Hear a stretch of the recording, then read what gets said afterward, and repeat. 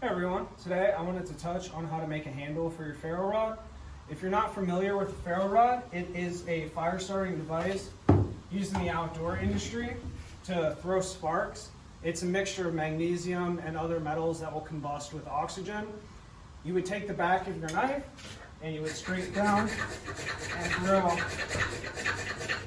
sparks onto like your tinder source or whatever you want it to ignite. They work while wet, they work in just about any conditions, so they're usually the most carried item for fire starting that you'll see. And the thing is with ferro rods, there's a lot of space on this one. This is a 1/2 inch by 6 inch long one. And by holding it like that, I'm taking up like almost 3 inches just to get a good scrape. So today, I wanted to take an antler and create an antler handle for my ferro rod to get more out of it. Stay tuned. So the first thing I want to touch on is what you're actually going to need to do this. And it's not a very complicated project actually. A lot of people seem to think it is, but it's not. So you're going to need a drill. In this case, I have a 1/2 inch ferro rod, so I'm going to be using a 1/2 inch drill bit. Obviously scale that to the diameter of your ferro rod. I'm going to be using this wooden block. Now I already know that this is going to work because I've done this project before. But I'm going to use this wooden block to show how you can test to make sure you have the right size drill bit for your ferro rod to actually do this. You're going to need your piece of antler, ideally something with kind of a curve in it, so you can really get a good grip on it for when you're scraping. I'm going to be using a sawzall to actually cut the antler down to size. Now, this isn't a big antler. You could use something like a hacksaw would work just fine. I'm just going to use a sawzall because it's right there. I don't know where my hacksaw is, and it's quick and easy. So, other than that, when you actually get to the epoxy part of the process, you're going to need 3 simple items. You're going to need a piece of disposable paper or cardboard or a piece of wood or whatever. You're going to need your actual epoxy. In this case, I'm using the Gorilla Weld. I find this one works the best. It's the one I use for most of my projects. And then what would be really helpful is to have some glue brushes. They're disposable, they're cheap, and it helps prevent getting that epoxy on your fingers, and that can be really hard to get off. To hold your antler, I'm going to be using my vise. You can get a lot of clamp-on vices. You can even probably tie this to something, honestly, if you were using a hacksaw, but I'm going to use my vise for this one.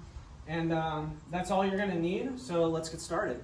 So to get started, I want to show you how we can use this piece of wood to test if the drill bit's going to form the right hole for our ferro rod. So we take our drill, take a piece of wood,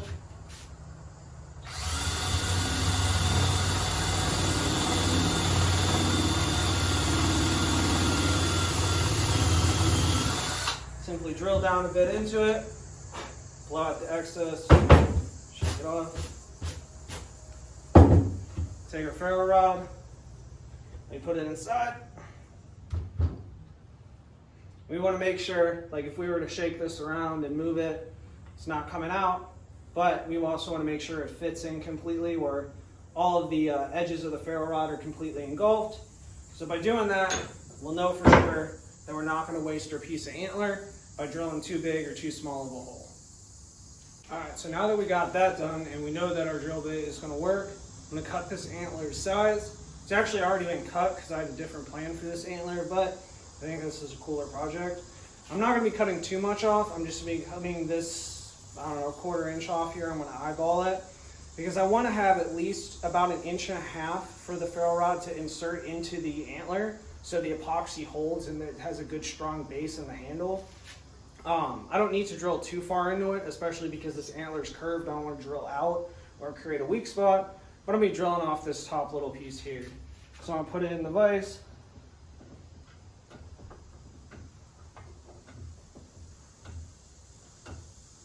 And you can, if you're doing this with something delicate, you can wrap like a towel or a cloth around the antler so you don't damage the handle. For me, this is going to be for my personal use, or I'll give it to a friend or something, so I'm not super worried about that. Then we take our sawzall, safety first.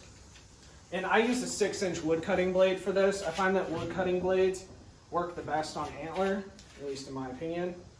Just find our spot we want to cut it at.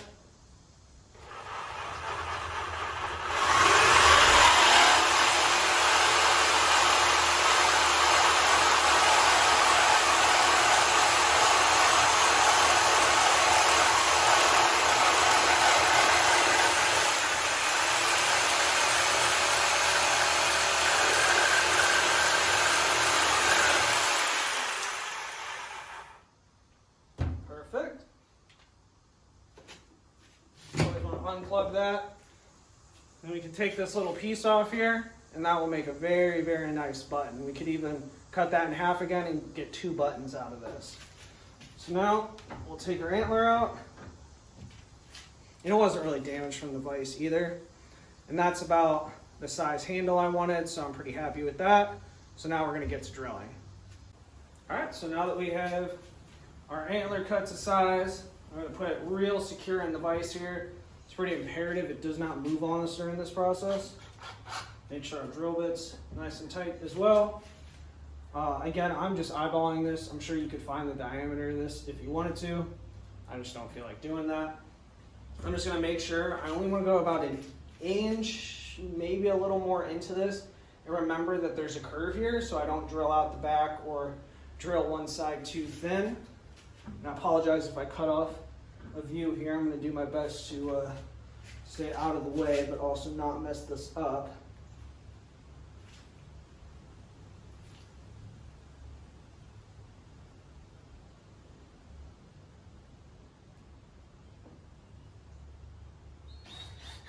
And you're going to want to start real slow.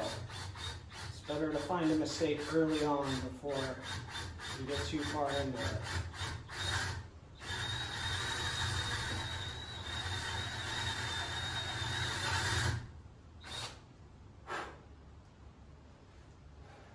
Alright, it looks like we're on the right track.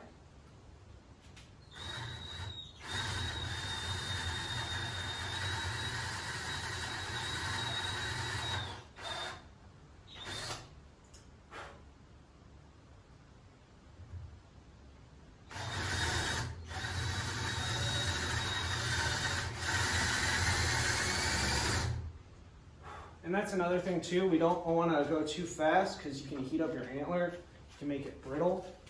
So you want to go nice and slow, make sure you always know where you're at within the antler.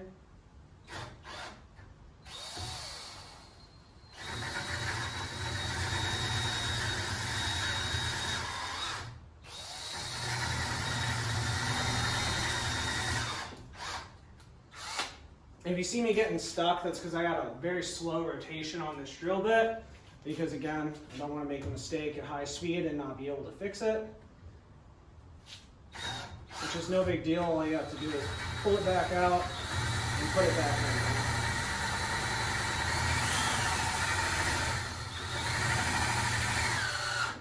And the center of these antlers are definitely a lot more solid than the outer. So you're going to hit somewhat of a different layer of antler once you get about an inch in.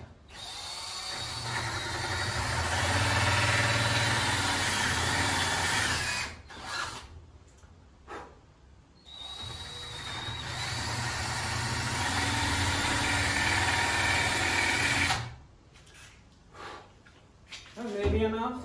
Let's see how it looks. It's not too bad. I think I want to add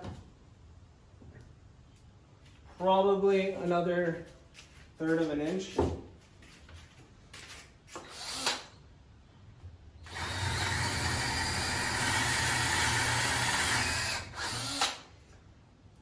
I'm also coming up on that bend here, so it's important I remember which way my drill bit is facing.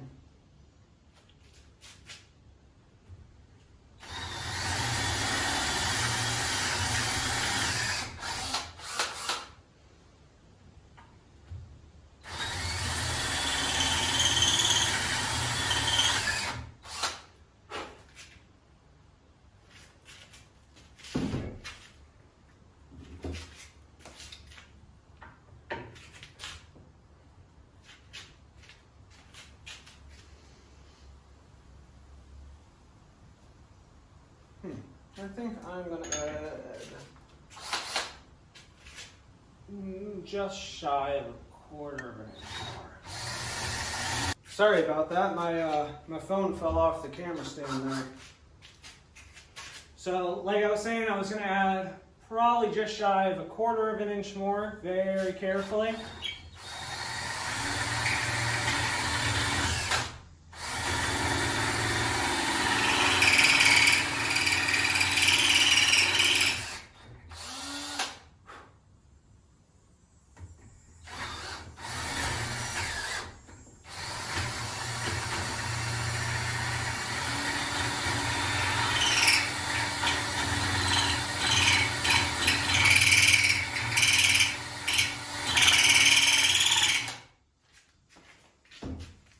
That'll about do it. Whoops.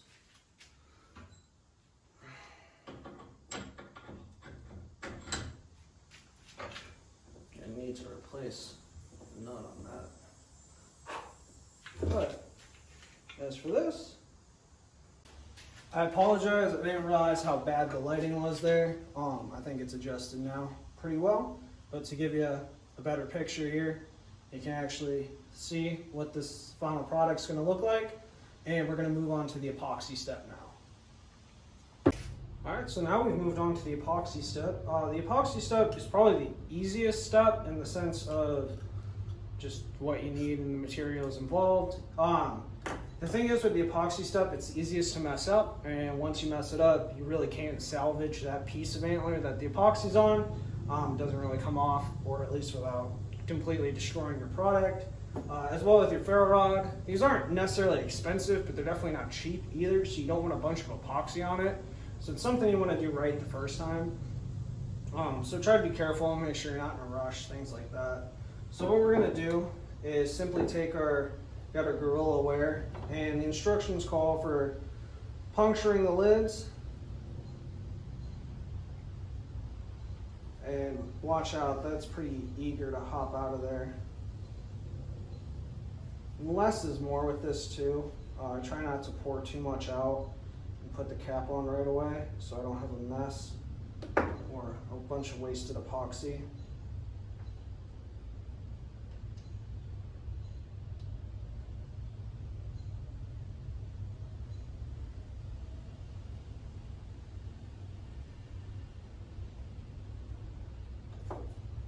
So there we go, and now we're going to mix these together. Set our epoxy off on the side. Take our glue brushes, we're going to mix this together until it's a nice uniform gray color. And if we need to add more or less, we can do that as we go. And again, I wouldn't try to be in a rush with this process, but it definitely helps to do it quickly so you don't have epoxy that's somewhat bonded. Trying to put it in, you want it as liquid and fresh out of the bottle as possible. Make sure you do this in an area with a lot of good ventilation too. You don't want to be breathing this in too much if you don't have to. The black's going to somewhat overpower it, but you just want a nice uniform gray color. If you can get it, I'll usually add a little bit more resin than I will the hardener, but that also depends on what I'm doing.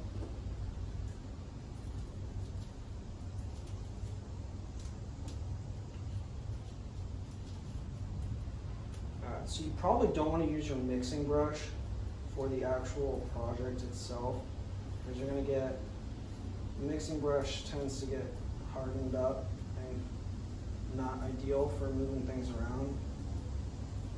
You want to make sure you throw this somewhere where it's not going to be in your way or someone could risk getting it on them or their clothes or something.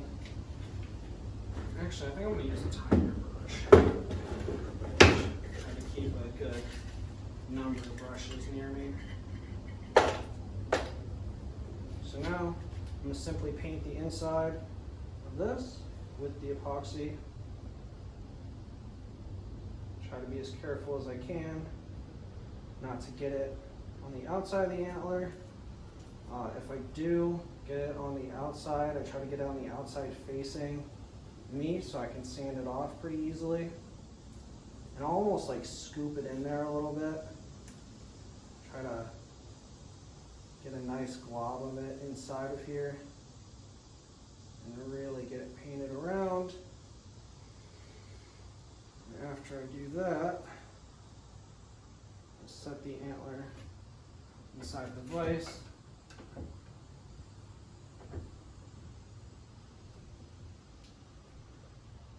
Somewhere nice and solid. And I'll paint the edge of my ferro rod. Usually I just paint the back of it because I don't want the glue to get down to the striking surface.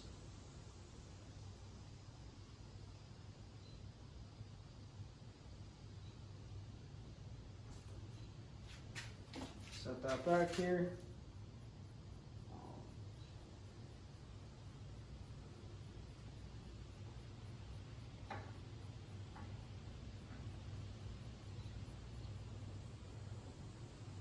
Push those in on each other.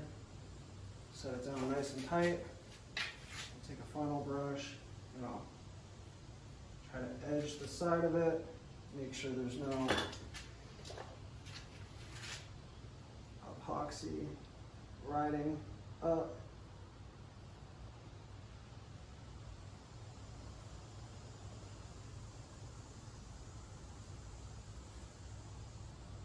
Make sure those are nice and connected.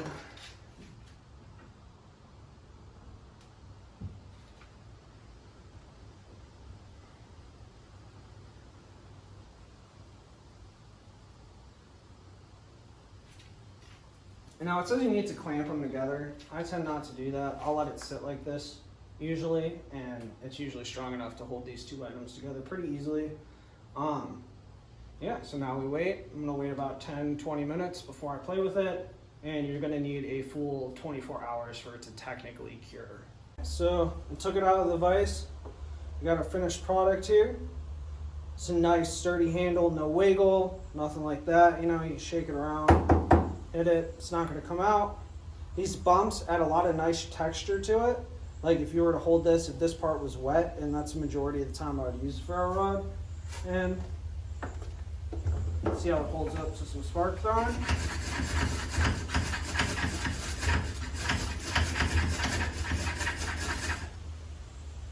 Seems to take the abuse pretty well. No issues. I personally think it looks kind of cool too, so I'm happy with the way it came out. Thanks for sticking with me, and stick around. Follow my YouTube channel, Blue Oak Bushcraft. Same on Instagram. I'm going to be doing some Tinder bundle explanations and stuff and fire in the rain here as I recover from my shoulder surgery. I'm able to start doing more of those things again. So thanks for watching. I hope you have a great day.